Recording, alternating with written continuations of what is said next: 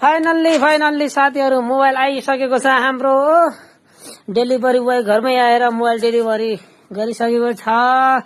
आज बिहान मात्रै मैले मोबाइल अर्डर गरेर आएको थिएँ।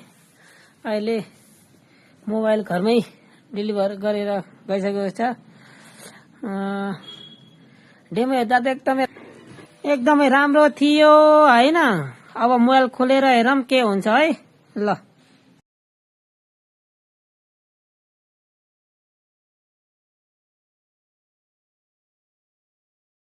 वाउ, मोबाइलको लुक्स हेर्दा त एकदमै राम्रो छ हैन। अब कस्तो चल्छ त्यो चाहिँ थाहा हुन्छ। यता बुढीको पनि देखावटी हाँसो देख्न सकिन्छ।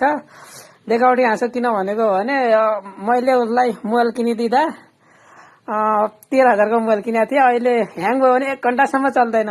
मैले यो उसैको कमाइको फेरि उसकै कमाइको बुढीको कमाइको 30,000 को मोबाइल हालेको छु हैन। तर एउटा कुरा के छ भने हामीले अनलाइनमा किनेको मोबाइल र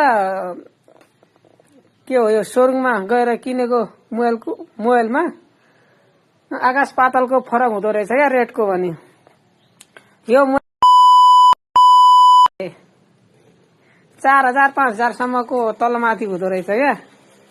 जे भयो नि ठिकै छ, राम्रो छ मोबाइलको लुक्स हेर्दा मन। क्या बोलते हैं, स्वागत का ओपनिंग हो गया। स्वागत का ओपनिंग हो गया अहिले पनि।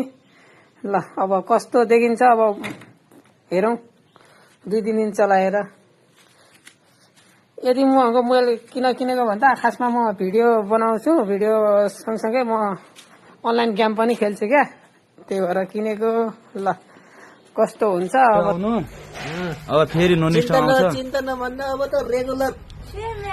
मेरो रेडमी 14 हो।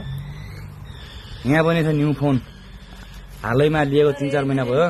यो नोट सिरिज हो। यो नोट हो क्या, एकदम बवाल फोन हो। ए रेडमी कति हल्लो छ यो फोन, कति हल्लो छ हेर न।